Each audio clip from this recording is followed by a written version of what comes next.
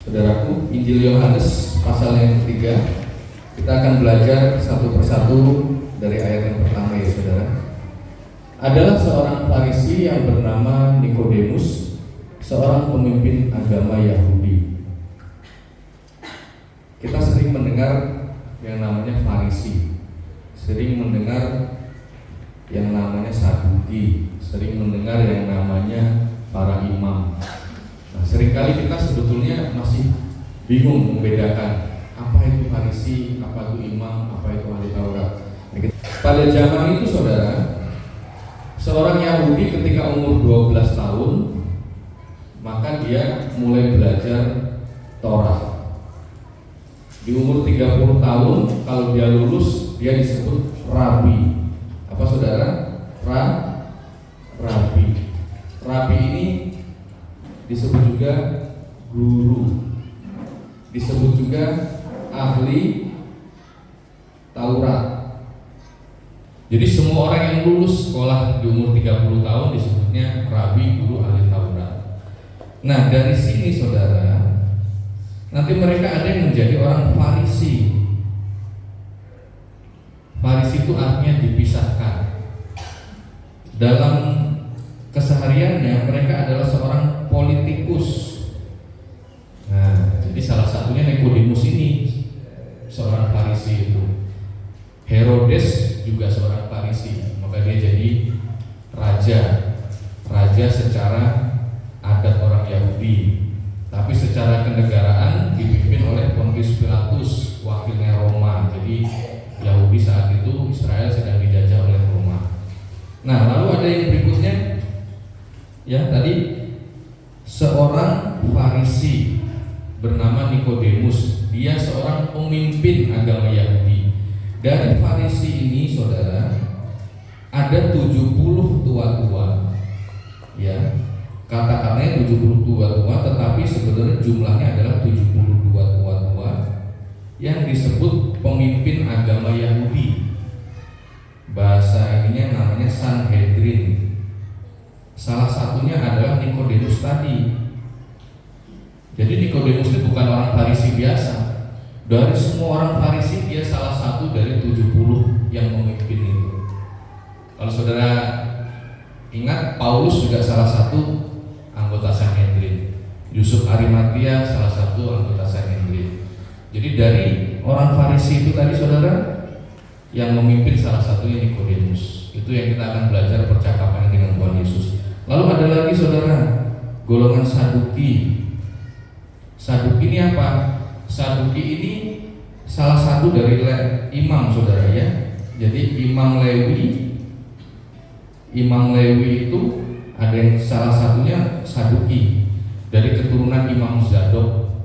Imam Zadok itu adalah imam yang melayani Raja Daud. Raja Daud pernah berkata, nanti waktu Mesias lahir, yang menjadi imam besar adalah dari keturunanmu. Jadi orang-orang Saduki ini merasa punya golongan yang tinggi. Sudah Lewi, Saduki lagi. Lalu ada lagi Imam Lewi yang bukan Saduki, dari keturunan Harun. Salah satunya Yohanes Pembaptis. Jadi saudara, Farisi, Saduki, Lewi. Lalu ada lagi saudara yang namanya orang-orang Eseni. Orang-orang Eseni ini adalah orang-orang yang netral, pokoknya belajar Taurat aja. Salah satunya apa saudara? Ada Simeon, ada Hana. Ya, ingat Simeon, dia menopang bayi Yesus, terus dia berkata, intinya saya sudah siap dipanggil Tuhan karena saya sudah memegang bayi Mesias ya, Simeon dan Hana. Nah itu saudara, supaya kita punya gambaran siapa sih Nikodemus. Nikodemus seorang Farisi. Kita kembali ya di sini ya. Pemimpin agama Yahudi. Ya, jadi seorang Farisi pemimpin lagi. Ia datang kepada Yesus ya pada waktu malam. Rabi. Nah, saudara, Yesus dipanggil apa? Berarti Yesus ahli Taurat bukan? Ahli saudara. Selama ini kan kita berpikir Yesus bermusuhan sama ahli Taurat. Yesus itu ahli Taurat juga, maka dia rabi, maka dia punya murid. Kalau dia belum jadi guru, ya nggak bisa jadi Jadi murid itu kita mesti tahu. Tetapi Nikodemus ini datang kepada Yesus, dia panggil Rabi, kami tahu bahwa engkau datang sebagai guru yang diutus Allah, sebab tidak seorang pun yang dapat mengadakan tanda-tanda yang kau adakan itu jika Allah tidak menyertainya. Yesus menjawab katanya, aku berkata kepadamu, sesungguhnya jika seorang tidak dilahirkan kembali, ia tidak dapat melihat kerajaan Allah. Saudara melihat percakapan ayat 2 dan ayat 3, saudara. Saya renung-renungkan itu sebetulnya antara nyambung dan tidak nyambung. Coba saudara, ayat 2 itu Nikodemusnya berkata, kalau Allah nggak menyertai engkau, nggak mungkin kau bisa melakukan perkara-perkara itu. Yesus menjawabnya apa? Menjawabnya seperti beda arah loh saudara. Aku berkata kepadamu, sesungguhnya jika seorang tidak dilahirkan kembali. Kalau kita yang berhadapan kan, kalau Allah tidak menyertai kau Yesus, tidak mungkin kau mengadakan hal demikian. Normalnya kan Yesus katakan, iya memang benar aku di dalam Allah dan seterusnya. Tapi coba saudara, jawaban Yesus seperti tidak menjawab pertanyaan Nikodemus. Yesus berkata apa? Jika seorang tidak dilahirkan kembali, ia tidak dapat melihat kerajaan Allah. Nikodemus bilang, kamu itu disertai Allah, kalau enggak pasti enggak bisa melakukan apapun yang seperti itu. Kalau kamu tidak dilahirkan kembali, kamu enggak bisa melihat kerajaan Allah. Seperti dua hal yang tidak nyambung betul. Justru disitulah saya melihat berarti begitu penting yang Yesus sampaikan ini.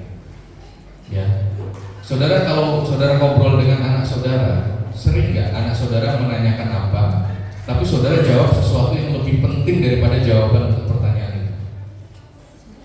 Sering nggak anak saudara nanya sesuatu yang jawabannya A, saudara bukan nggak mau jawab yang A, saudara jawabnya yang C, karena ini penting untuk dia, sangat penting.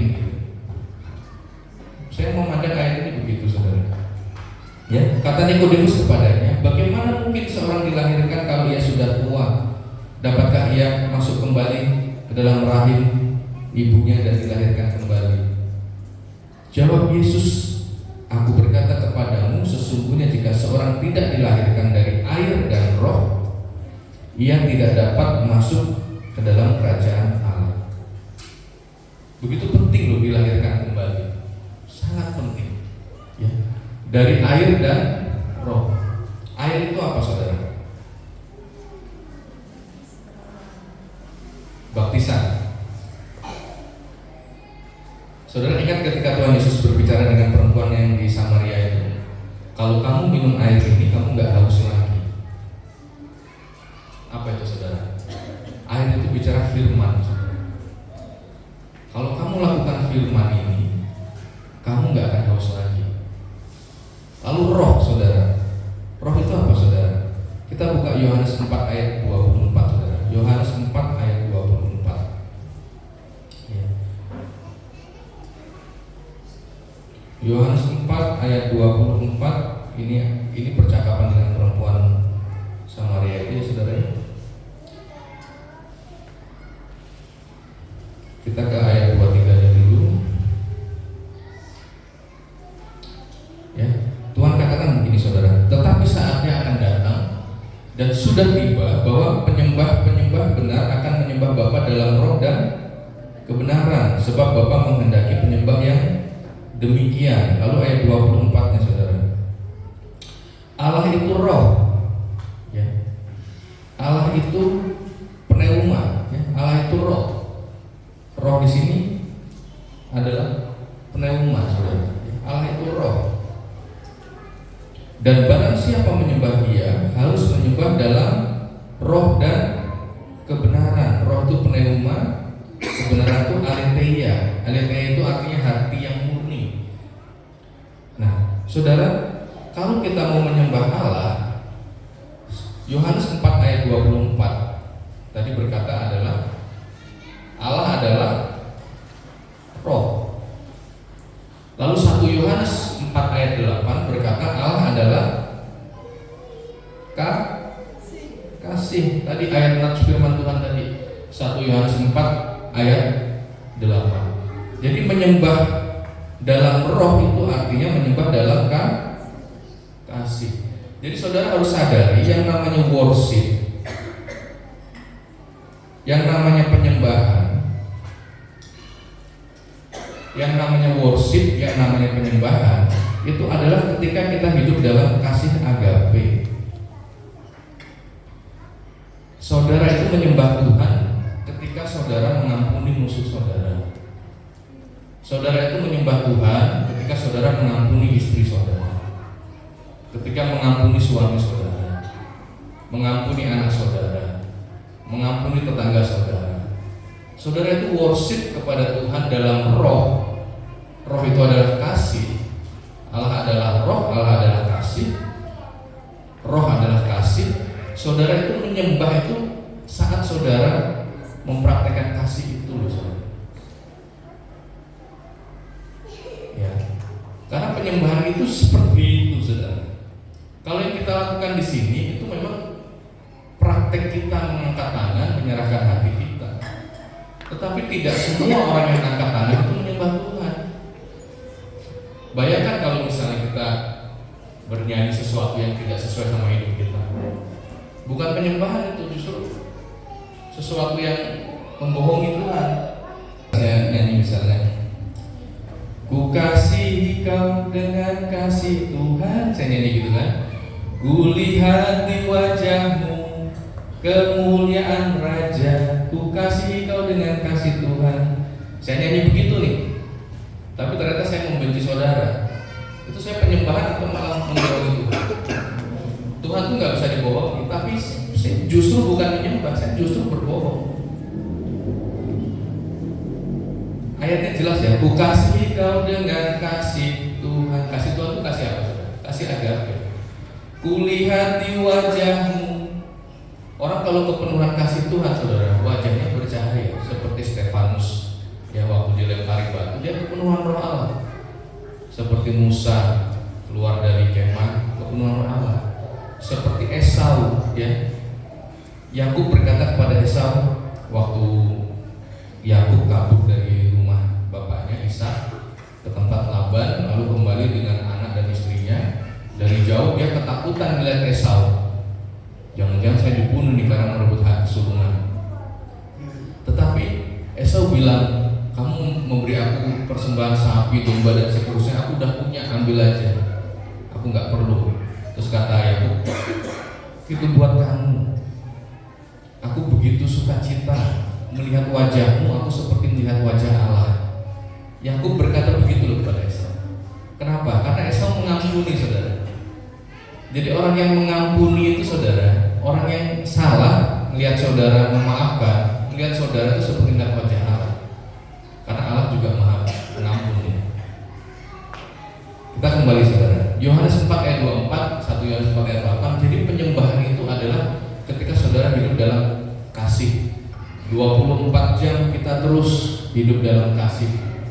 Dalam kasih. Kita lanjut lagi.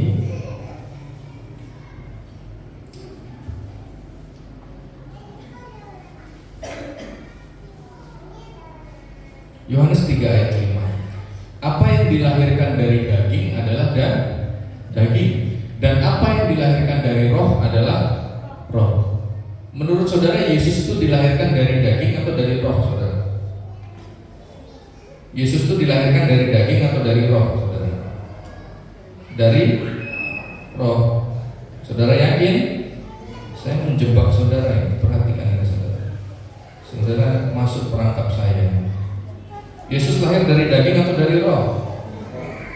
Dari?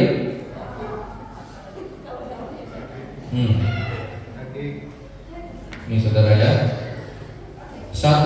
Yohanes 1 ayat 14. Firman itu telah menjadi manusia. Kita buka nih manusia. Manusia di situ dari kata sak. Sak itu daging. Kita buka lagi.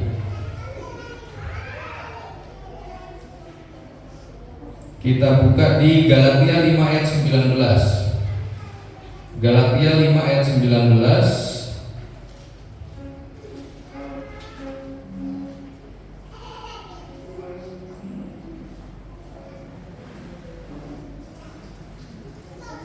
Perbuatan daging telah nyata, yaitu percabulan, kecemaran, hawa nafsu.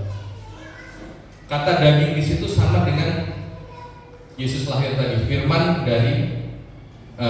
menjadi daging. Saudara yakin nggak bisa berkata begitu?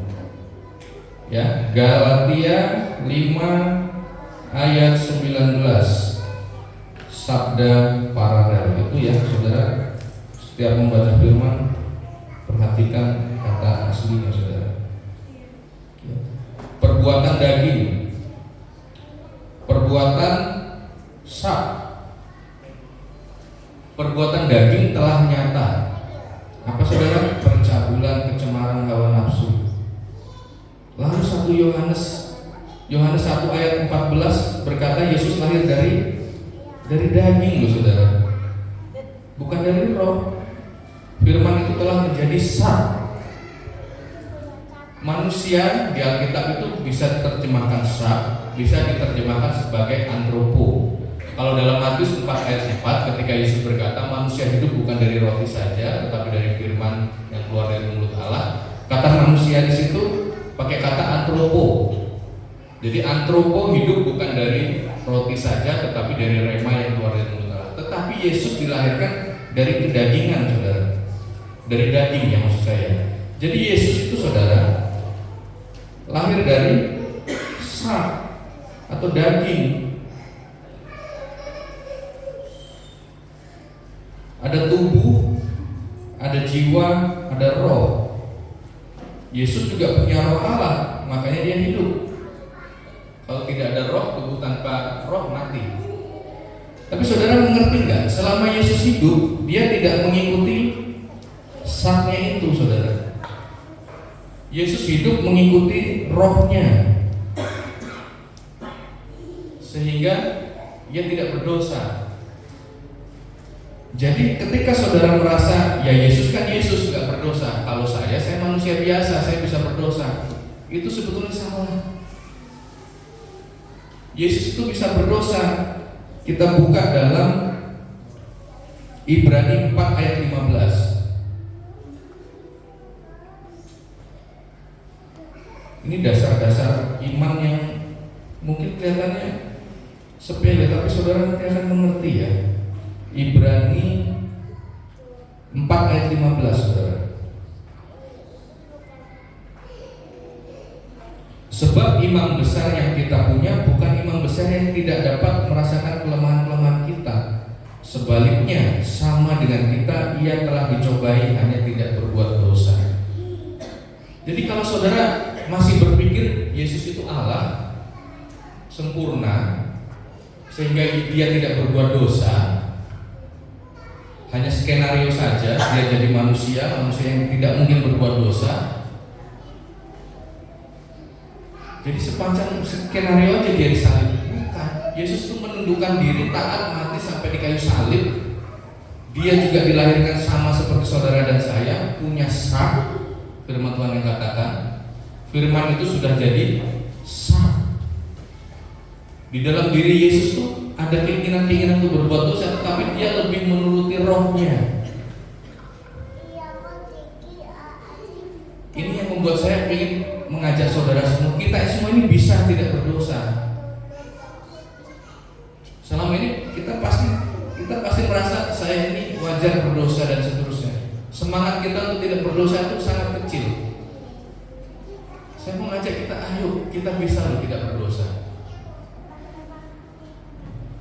Ada firman-Nya ya, kita buka 1 Yohanes 3 ayat 9.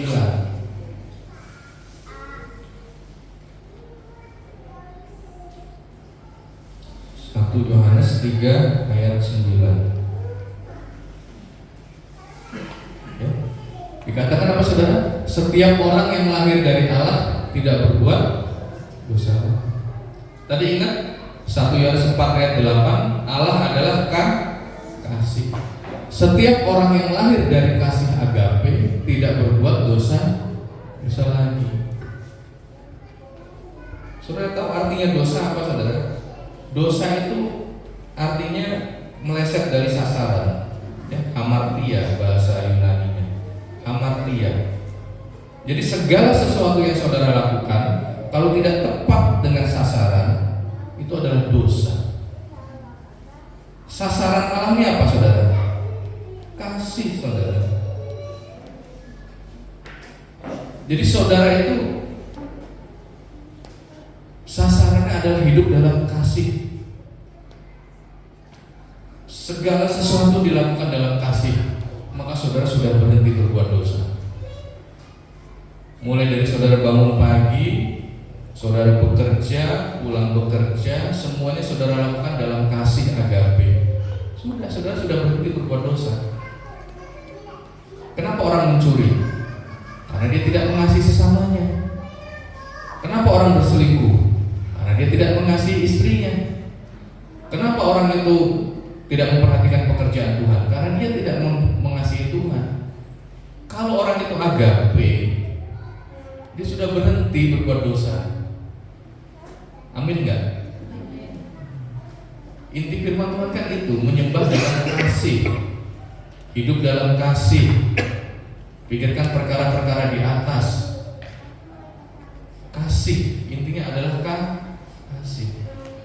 Mau dibolak-balik bagaimanapun, mau berapa kali pun saya harus menyampaikan firman Tuhan, saya nggak akan melepaskan firman tentang kasih itu, saudara.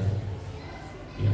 Saudara yang hari ini masih punya kepahitan, mungkin tidak sampai sepahit itu, tapi masih merasa tidak nyaman dengan pasangan saudara, anak saudara, tetangga saudara, hati-hati loh, saudara. Saudara harus perbaiki itu semua. Saudara tahu nggak yang namanya antikris itu siapa, saudara? 2 Yohanes 1 ayat 7. Ini saudara tadi masuk jebakan ini loh. Ya, 2 Yohanes 1 ayat 7. Saya bawakan firman Tuhan hari ini santai ya, saudara ya. Tapi saudara harus merema terus apa yang harus saya lakukan, bagian mana yang saya belum sungguh-sungguh, saudara. Ini terus ya. 2 Yohanes 1 ayat 7. Sebab banyak penyesat telah muncul dan pergi ke seluruh dunia yang tidak mengaku bahwa Yesus Kristus telah datang sebagai Sang. Jadi kalau saudara merasa Yesus itu datang manusia sempurna, hati-hati, saudara bisa disebut antikris. Firman-Nya kan begitu. Sebab penyesat telah muncul, ya. Datang sebagai manusia itu adalah si penyesat, antikristus. Jadi antikristus itu akan bisa saja berkata, ya Yesus kan Yesus, kalau kita berdosa nggak apa-apa, yang penting kita percaya Yesus, kita diampuni, kita berdosa terus nggak apa-apa. Itu antikris. Ya.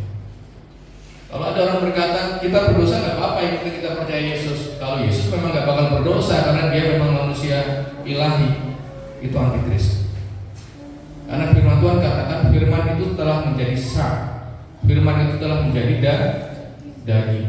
Kalau manusia yang dalam arti lain itu ada di Matius 4 ayat 4 tadi saya sudah sampaikan, saudara. Matius 4 ayat 4 sabda para. Jadi saudara harus percaya penuh bahwa Yesus itu manusia yang di dalamnya kepenuhan Roh Allah, tetapi dia tetap ada hawa nafsunya. Dia lapar ketika tidak makan. Dia sakit ketika ditombak. Tapi dia memilih hidup dengan kasihnya, dengan rohnya. Maka dia disebut taat sampai mati di kayu salib. Dia menjadi yang sulung, dia menjadi yang pokok. Dia kasih yang pokok itu kita nempel hidup dari pokok itu. Tanpa kita nempel dengan kasihnya Yesus, kita nggak bisa berbuah apa-apa. Tanpa kita sama kasihnya dengan Yesus, kalau Yesus agape lalu kita tidak agape, maka kita nggak bisa berbuah. Gitu saudara. Ya. Matius 4 ayat 4 ini saya jelaskan tadi ya. Manusia hidup bukan dari roti saja. Kata manusia di situ apa saudara? Anthropos. Kelihatan enggak? Kelihatan enggak? Ya, saya besarin lagi ya. Kata manusia di situ apa? Anthropos. Anthropos itu bukan dari roti saja, tetapi dari rema yang keluar dari mulut Allah. Kata manusia yang dipakai di situ beda dengan firman tadi.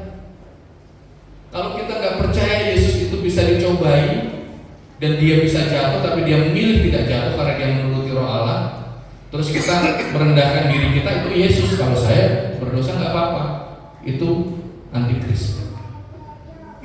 Jadi sekarang semangati hidup saudara sekalian. Saya mau memiliki kasih yang Yesus miliki. Dari situlah saya tidak menyimpan kesalahan orang. Itu saudara. Amin saudara. Jadi penyembahan saudara bukan 5 menit, 10 menit, 24 jam. Orang kalau menyembah 24 jam gimana sih wajahnya? Berseri-seri. Ketika kita ketemu hari Minggu begini, seneng lagi kita karena kita makin bergairah. Tapi kalau 24 jam kita nggak menyembah Tuhan, kita nggak agape, terus kita hari Minggu menyembah begini, waduh, apa ya dibilangnya? Hanya ritual aja, saudara. Saudara mau hidup dari ritual atau mau hidup dari rohani, saudara? Rohani ya, ritual itu nggak perlu sudah ketinggalan zaman kalau saya bilang. Kita udah ngerti yang betul, kita masih hidup dari ritual kepada ritual. Banyak orang itu masih hidup dalam ritual, saudara. Tuhan Yesus itu mengatakan kamu menyembah dalam roh dan kebenaran. Artinya itu kamu tinggalkanlah ritual-ritual itu, menyembahlah dalam kasih agape. Karena banyak sekali ritual-ritual yang tidak sadar tapi masih masuk dalam angan-angan kita, saudara. Saya ambil contoh, saudara, tentang sunat, saudara. Sunat. Semua pendeta dari semua denominasi kalau ditanya, Pak, sunat itu sebetulnya harus nggak sih kalau orang Kristen? Pasti jawabannya enggak harus. Sunat itu bagi orang Kristen untuk membersihkan supaya kemaluannya nggak gampang kotor, itu demi kesehatan. Saudara pernah dengar seperti itu? Semua pendeta sepakat sunat itu tidak harus. Sunat itu hukum Taurat loh. Tidak harus. Tapi coba ya, ini agak sensitif tapi demi pembelajaran kita supaya saudara ngerti. Bagaimana dengan perpuluhan? Sunat diatur dalam Taurat. Perpuluhan diatur juga dalam Taurat. Banyak pendeta bisa berkata sunat itu untuk kesehatan. Tapi kalau kamu nggak perpuluhan, kamu masuk neraka. Coba. Ada cacat berpikir di situ. Hukum yang satu dia bisa bilang itu untuk kesehatan, hukum yang satu dia bilang itu harus. Saudara nangkep? Saya berbicara begini bisa ditentang banyak pendeta, tapi saya bukan pendeta, jadi saya nggak ada. Tetapi salahkah perpuluhan? Enggak salah. Bahkan saya, saudara, saya bukan perpuluhan, bukan per 20, bukan per 30, bukan per 40. Saya nggak mau sebutin, tapi istri saya tahu. Bukan 10, bukan 20, 30, bukan. Saya berkata begini bukan karena saya nggak melakukan. Lebih dari itu saya lakukan, tapi saya berkata begini supaya kalau ada saudara yang kekurangan, lalu saudara tidak bisa kasih perpuluhan, jangan sama sekali saudara merasa saudara tidak layak. Itu loh. Uang saudara sudah habis untuk menyekolahkan anak, sudah habis untuk kebutuhan sehari-hari. Saudara hidupnya benar, nggak bermain judi, nggak poya-poya, memang kurang. Lalu saudara nggak perpuluhan, lalu seumur hidup saudara merasa saya ini berdosa. Saya mau batalkan itu untuk saudara. Saya ulangi ya, banyak gereja bisa berkata sunat itu untuk kesehatan, tetapi nggak bisa berkata kalau perpuluhan itu tidak harus. Hukumnya sama-sama diatur dalam hukum Taurat. Karena kalau dia kata begitu, dia takut gerejanya nggak ada pemasukan. Tapi kalau orang sudah mengerti yang agape, ayo kita yang sudah bebas finansial, yang sudah bisa menyokong gereja, ya kita sokong gereja. Bukan 10 lagi, bukan 20, bukan 30. Berapa yang Tuhan suruh kita lakukan. Amin, saudara. Lagi, saudara, tahun Yobel. Tahun Yobel ini adalah 7 kali tahun Sabat. Jadi 49, Tahun ke-50-nya itu adalah tahun Yobel. Banyak WL, banyak pendeta berkata, inilah tahun Yobel, tahun pembebasan.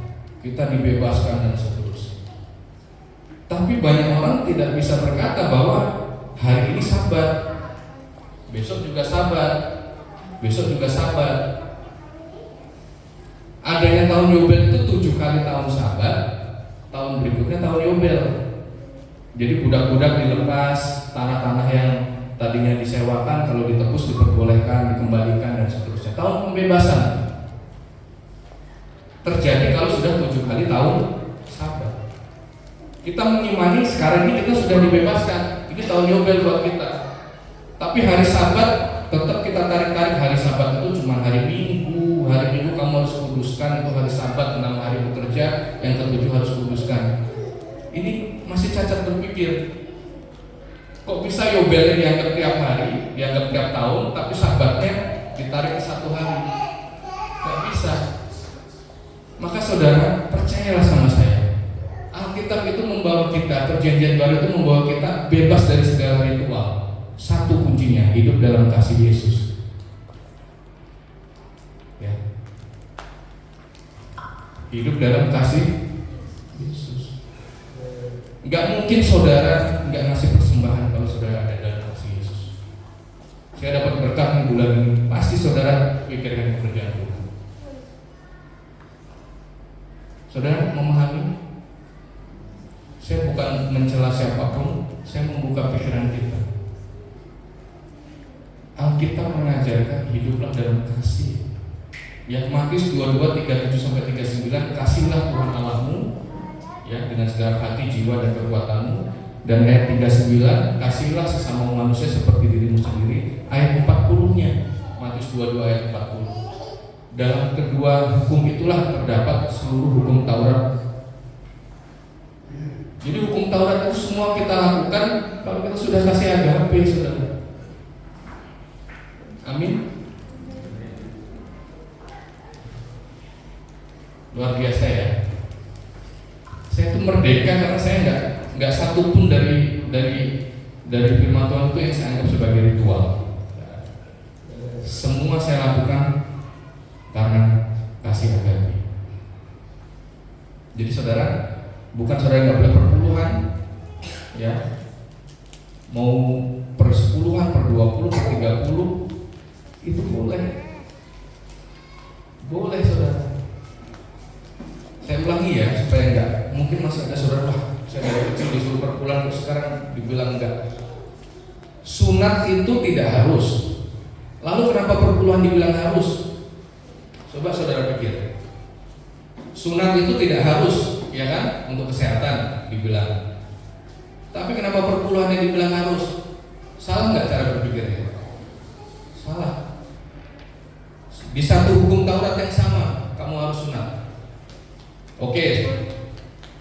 Kalau ada pendeta menyela lagi misalnya, oh ya saya ralat sunat itu harus, kita harus mengikuti sunat. Saudara tanya lagi ke bapak itu misalnya, lah anak bapak disunatnya kapan?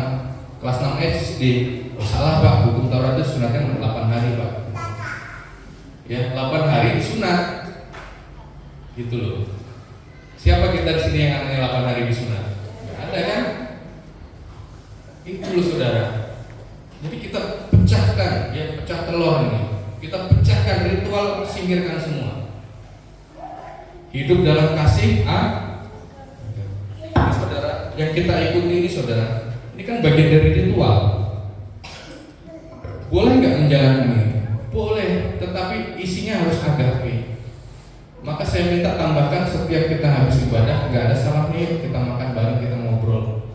Bagaimana kita mau agape kalau kita nggak pernah ngobrol? Iya kan saudara? Kalau suatu saat kita jatahnya ibadah hanya 30 menit, boleh nggak ini dirubah? Boleh dong. Ritual ini beda nggak sama gereja lain? Beda lah, 10 gereja 10 ritual. Mana yang benar? Coba. Yang benar yang mengasihi. Gitu loh saudara. Jadi hiduplah dengan kasih. Kita lanjut ya. Jadi Jadi Yesus dilahirkan dari daging, tetapi dia memilih untuk tidak berdosa. Saudara dan saya sama, kita dilahirkan dari daging, tetapi ketika kita memilih hidup dari roh, itulah lahir baru. Ya saudara ya, lahir baru itu lahir dari roh. Jadi yang tadinya kita lahir dari daging, setiap hari kita mengikuti keinginan roh, terus kita mengikuti keinginan roh, maka kita lama-lama bersih, saudara. Ibarat gelas ada kotorannya, disiram air terus, lama-lama jadi bersih gelas itu. Itulah saudara dan saya. Dari kecil bagaimana kita melihat orang lain memusuhi orang lain. Dari kecil bagaimana kita diajari mungkin sesuatu yang salah. Dari kecil ya, orang tua tuh kadang bisa ngajarin, itu makannya simpen, nanti ada temenmu nanti diminta kamu nanti. Coba, kita kan sering ngajarin begitu kan, ngajarin ke anak kita, itu kamu simpen nanti diminta temenmu, gitu kan. Mungkin maksud kita benar supaya nggak nangis. Tapi yang seperti itu membuat kita besar jadi nggak bisa mengasihi loh, karena mementingkan diri sendiri, ya kan? Orang tua datang misalnya seperti saya, ada anak saya, ada keponakan saya GC. Berapa banyak saudara yang kita berbilang ya intinya kita sendiri kadang tidak mengajarkan yang betul. Tapi itu setiap hari ketika kita punya kasih agape disiram dengan kasih yang betul akan hilang. Ya saudara, kita lanjut pembacaannya. Jangan heran aku berkata kepadamu, kamu harus dilahirkan kembali. Angin bertiup kemana ia mau. Terus ya demikianlah halnya orang-orang yang lahir dari roh. Bagaimana mungkin hal itu terjadi? Ya, Yesus berkata, Nikodemus, kamu ini pemimpin, engkau ini pengajar, engkau ini rabi, kok bisa engkau nggak tahu? Ya saudara ya. Jadi orang Yahudi itu saudara umur 12 tahun itu dia bar mitzvah atau akhir balik ya. Biasanya dia di tefilah itu dibaptis dengan air. Yesus bilang kamu udah dibaptis dengan air tapi kamu nggak ngerti. Ayat 13 saudara. Dan tidak seorang pun yang telah naik ke surga selain daripada dia yang telah turun dari surga, yaitu anak manusia. Dan sama seperti Musa meninggikan ular di padang gurun, demikian juga anak manusia harus ditinggikan. Saudara tahu kisah ini? Ada di Bilangan 21 ayat 9 ketika bangsa Israel menentang Tuhan, ya, Bilangan 21 ayat 9. Ya. Lalu Musa membuat ular tembaga dan menaruhnya pada sebuah tiang. Maka jika seorang dipagut ular dan ia memandang kepada ular tembaga itu, tetaplah ia hidup. Ketika bangsa Israel menentang Tuhan, saudara, lalu keluarlah ular-ular dari padang gurun lalu mematok bangsa Israel. Tetapi Musa dikasih perintah sama Tuhan, kamu buatlah ular dari tembaga, dikasih tiang, ditancapkan begitu. Siapapun orang yang sudah kepatok ular itu, tapi kalau dia melihat ular tembaga yang kamu buat itu, dia nggak akan mati. Ini yang mati banyak loh saudara, sekitar ribuan ya kalau saya nggak salah ingat ya. Kita lihat ya coba ya. Lalu Tuhan menyuruh ular tedung ke antara bangsa itu, banyak orang Israel yang mati. Ya mungkin nggak di sini, tapi ribuan tuh saudara. Ya, saudara ingat, ada hubungannya loh saudara ular tembaga ini dengan kayu salib. Kita mengerti dasar-dasar yang saya sampaikan ini. Ini sudah saya buat sesimpel mungkin. Kita coba saudara dari bahasa Indonesia. Kita cari bahasa Indonesia. Bahasa Indonesia menuju bahasa Ibrani, Hebrew ya. Kita ketik di sini ular saudara. Kelihatan saudara? Kurang jelas? Ular. Bahasa Indonesianya ular. Bahasa Ibraninya apa saudara? Nahas. Tapi kalau di sini saya tambahkan ular tembaga,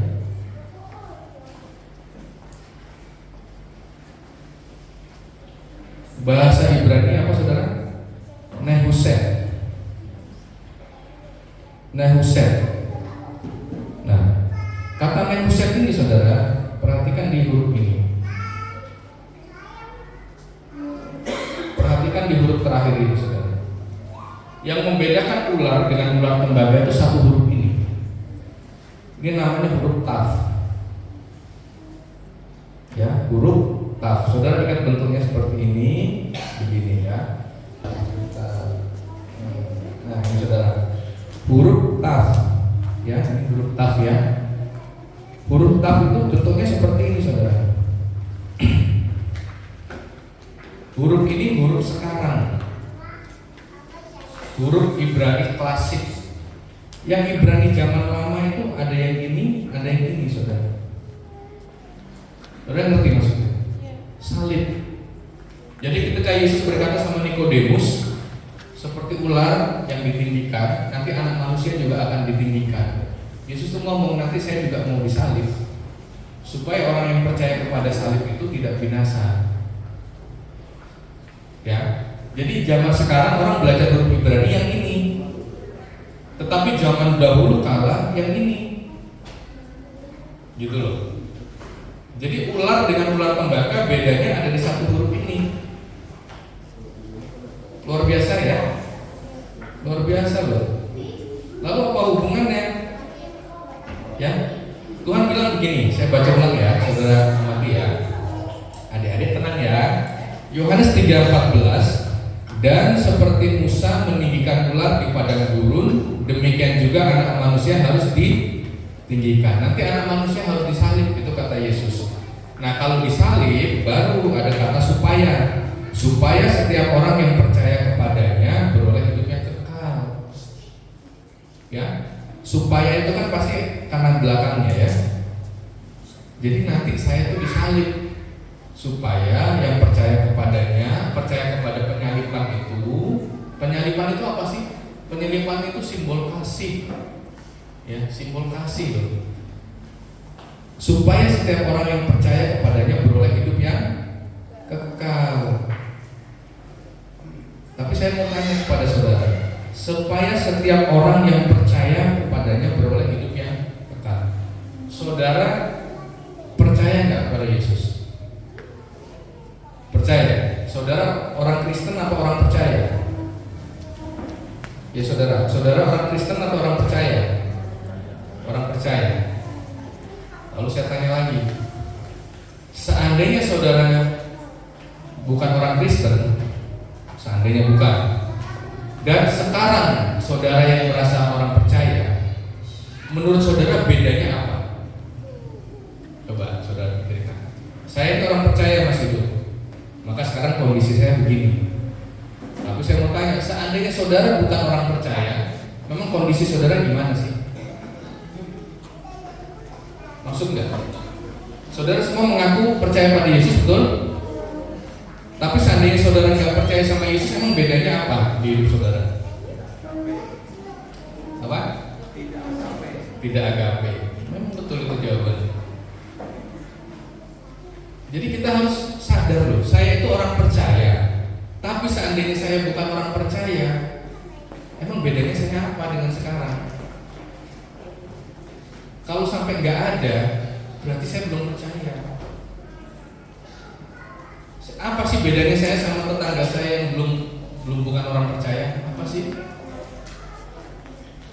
Orang mereka juga mengasihi anaknya, ya kan?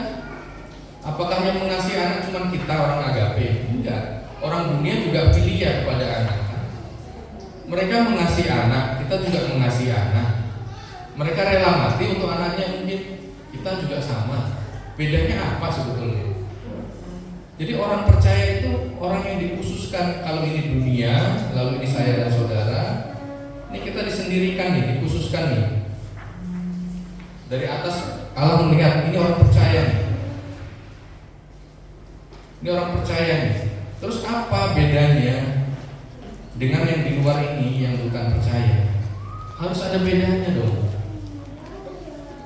Coba kita renungkan. Bedanya yang ini memang punya kasih agape, saudara. Itu loh saudara. Saya tuh bisa loh jam 11 malam itu minggu kemarin saya pergi ke rumah seseorang, saya nganterin makanan jam 11 malam loh saudara. Ada istri saya, ya alasannya saudara gak perlu tahu. Pokoknya jam 11 malam udah ngantuk, saya pergi keluar. Gak tahu kenapa, itu yang Tuhan suruh saudara. Ya mungkin itu hal biasa, tetapi itu buat saya agape yang Tuhan gerakan dalam hidup saya. Saudara juga sama. Mungkin secara yang manusia lihat, kesalahan istri saudara, kesalahan orang tua saudara, kesalahan anak saudara, mungkin sudah cukup untuk orang dunia bilang udah nggak usah ada hubungan lagi. Tetapi buat kita, lu saya ini orang percaya, beda saya ini. Gitu. Amin saudara. Coba saudara renungkan deh, apa sih bedanya saya ini dengan orang yang nggak percaya? Seandainya saya bukan orang percaya, emang saya kenapa? Ya, amin saudara. Orang yang percaya adalah orang yang memiliki kasihnya Yesus. Bayangkan seandainya saudara bukan orang Kristen, apa sih bedanya dengan keadaan saudara sekarang? Ya, kalau sampai tidak ada bedanya, kita renungkan, saya sama aja nih. Saudara mesti bertobat. Karena saudara orang-orang diselamatkan, tapi harus punya kasih agape. Karena begitu besar kasih Allah akan dunia ini, sehingga Ia telah mengaruniakan anaknya yang tunggal, supaya setiap orang yang percaya kepadanya tidak binasa, melainkan beroleh hidup yang kekal. Ya, setiap orang yang percaya. Tapi kembali lagi, bedanya kamu percaya sama enggak apa? Ya, saya percaya Yesus itu Tuhan. Sebelum kamu, iblis juga percaya Yesus itu Tuhan. Sebelum kita lahir juga iblis percaya Yesus itu Allah. Tapi bedanya apa kamu percaya sama Tuhan sama enggak? Bedanya adalah saya punya kasih agape. Amin. Kita belajar ya saudara ya. Saya masih banyak kesalahan, saya banyak kekurangan. Waktu saya itu memang lumayan sibuk saudara. Saya juga pengen sebetulnya ketemu saudara terus itu. Ya, tetapi kan makanya hari Minggu ini dimanfaatkan. Pulang gereja kita saling membagi kasih gitu. Cerita, ada nggak yang bisa dibantu sama saudara? Ya, agape itu harus dimulai dari komunikasi. Ya. Saya benar-benar ingin membawa gereja kita tuh kepada kasih agape ini, saudara. Saudara yang kesulitan, yang berbagi cerita loh sama jemaat. Mana yang kira-kira saudara bisa percaya, cerita, ngobrol. Ya, rapat minggu kemarin kan kita sudah sepakat nih, kebaktian keluarga. Ya, gereja harus bisa menyediakan makanan. Untuk siapa? Untuk siapapun yang minta. Jadi misalnya kebaktian keluarga di tempat saya, kita pas nggak ada yang untuk dibagi, saya harus berani minta kepada gereja, gereja harus memberikan. Nggak usah dilewat-lewati, jangan. Supaya berkat itu masuk dalam rumah saudara. Ini kita majelis sudah sepakat ya. Maksudnya kita masih menawarkan ke jemaat, tapi kita minta, kita semua sepakat. Tujuannya apa saudara? Satu, kalau kita kesulitan, satu kita jangan malu, hubungi aja ketua majelisnya, hubungi saya atau hubungi hamba Tuhannya. Pak, hari Selasa nanti tolong gereja yang sediakan makanan untuk ibadah keluarga di tempat kami.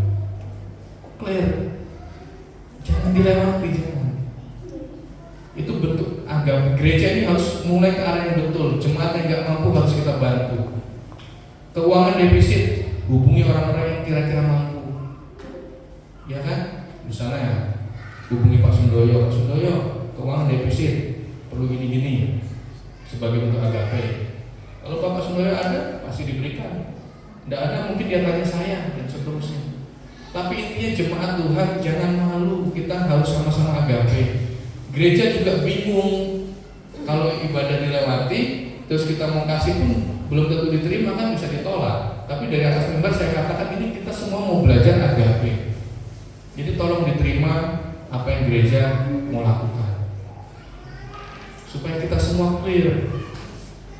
Ya, tadi sudah saya jelaskan, tidak perpuluhan, tidak apa-apa, tidak sunat juga tidak apa-apa kok, ya kan? Tapi apa harapan saya? Harapan saya kita semua perpuluhan biar uangnya banyak, kita bisa kesana kesini dan seterusnya untuk membagi firman, bagi berkat. Harapan saya, tetapi kan ekonomi tidak semudah itu, betul nggak? Lalu saudara merasa berdosa kalau nggak perpuluhan, itu yang saya harus patahkan. Sama sekali jangan merasa berdosa kalau nggak bisa perpuluhan. Tapi kalau bisa jangan cuma perpuluhan, itu loh saudara. Kalau nggak bisa, jangankan nggak perpuluhan, mau ibadah kebaktian di rumah saudara pun, air minum, makanan, minta ke gereja yang mengadakan. Jadi benar arah kita sebagai murid Yesus itu kita betul-betul gitu loh. Nggak lagi ritual-ritual yang wah gitu, enggak. Kita mau agape gitu. Amin. Lanjut ya.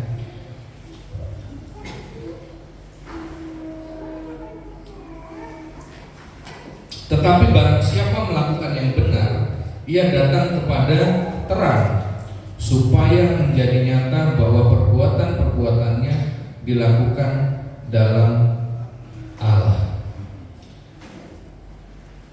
Tetapi kita baca bersama-sama saudara, 1, 2, 3. Tetapi barang siapa melakukan yang benar, ia datang kepada terang, supaya menjadi nyata bahwa perbuatan-perbuatannya dilakukan dalam kasih.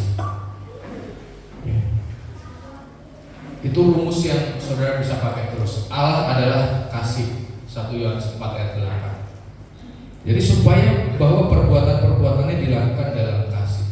Tapi kasihnya saudara harus ingat lagi, bukan eros, bukan philia, bukan storge, tapi agape. Agape itu yang tanpa pamrih, ya, kasih itu. Jadi perbuatan dalam terang itu perbuatan dalam kasih. Sebagai penutup kita buka 1 Yohanes 2, 9 dan 10. Ini berkaitan dengan apa itu terang ya. 1 Yohanes 2, 9 dan 10.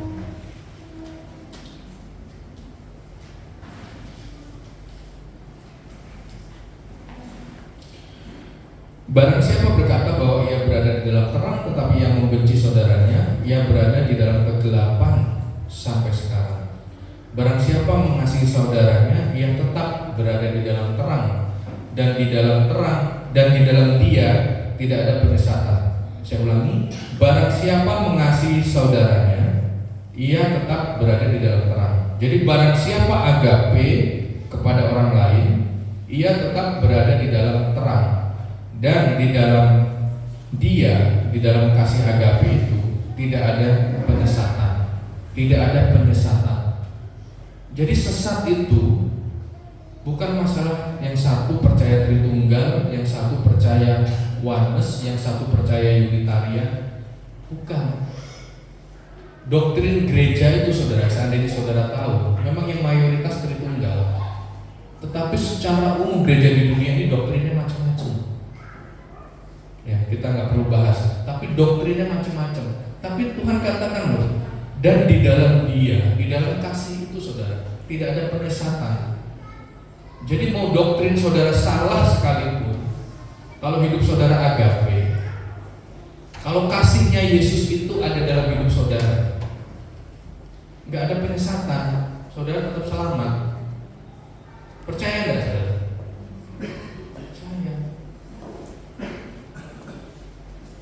Jadi saudara, inti dari firman Tuhan itu adalah saudara mengasihi, itu aja udah. Kalau mau pengikut Lutheran, Calvin, mau yang mana aja, mau saudara kita di Katolik, nggak ada masalah. Siapa yang mengikuti kasihnya Yesus, nempel di pokok anggur itu, dialah yang berbuah. Siapa yang nggak berbuah, ditebang. Jadi kita semua, bapak-bapak, ibu-ibu, yuk setiap hari kita kerja, kita tinggalkan kasih agape untuk si rumah kita. Kerja dengan jujur, bukan karena etika, bukan. Agape saya membuat saya tidak bisa nipu orang. Agape saya membuat saya nggak bisa berselingkuh. Agape saya membuat saya mengasihi sesama saya. Itu lebih dari semua doktrin yang ada. Ayatnya jelas, 1 Yohanes 2 ayat 10, barang siapa mengasihi saudaranya, ia tetap berada di dalam terang, dan di dalam dia tidak ada penyesatan. Jadi orang yang mengasihi tidak akan bisa tersesat, karena pokoknya adalah Yesus. Bagaimana mau tersesat? Orang saya nempel di pokoknya kok. Tapi pemikiranmu beda, doktrinmu beda. Ya itu memang karena kita belajarnya beda. Saya dari kecil di gereja ini doktrinnya begini, kamu di gereja itu begitu. Apa saudara pikir kita sama dengan Katolik? Beda kan? Tapi saya beriman mereka juga diselamatkan. Mereka juga, Paus juga bilang kalau kita diselamatkan orang Kristen. Pausnya bilang. Lalu kenapa mesti ada perpecahan? Tidak perlu. Mereka belajarlah agape, kita belajarlah agape. Saudara mau belajar agape? Jangan sungkan-sungkan saudara. WA majelis, WA sesama jemaat. Ada di sini yang WA saya nggak saya balas? Nggak ada kan? Malah saudara WA 1 saya balasnya lebih mungkin. Saya juga merindukan, ya kan? Ya. Yuk kita menyanyi saudaraku, kasih kau dengan kasih Tuhan ya. Kasih Tuhan itu kasih agape. Ku kasih kau dengan kasih agape. Ya semangat ya saudara ya. Kita mengasihi.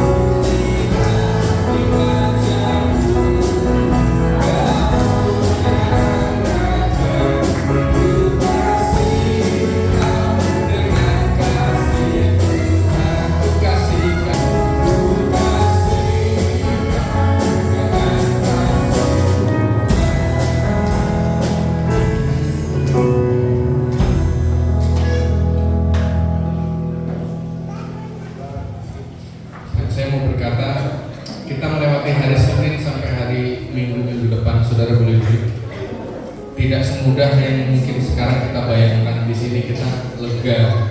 Nanti hari Senin kita sudah menghadapi kesulitan. Tapi saya mau bilang saudara, kasihilah Tuhan, kasihilah keluargamu, kasihilah partner bisnismu, kasihilah semua orang. Tuhan akan membantu saudara. Amin. Saudara, saya juga mau mengajak untuk minggu besok, jika ada, ya, maka saya nggak mau memaksakan. Jika ada minggu besok kita bawa sayur lagi, kita ke panti asuhan. Kalau memang tidak ada, saya sudah ada yang saya siapkan, nanti saya akan bawa. Tapi kalau ada, saya sangat bersyukur kalau ditambahkan dari sayuran atau apapun yang Bapak punya. Ya, minggu besok ya, minggu depan ya. Oke, kita berdoa, kita mengucap syukur. Bapa Allah kami yang hidup, Allah yang adalah kasih agape, pimpin kami untuk kami terus melekat erat di dalam kasih-Mu ya Bapa. Kami akan melewati semua hal persoalan dalam hidup kami karena Engkau yang memampukan. Di dalam nama Yesus Kristus Tuhan dan Juru Selamat kami berdoa. Haleluya.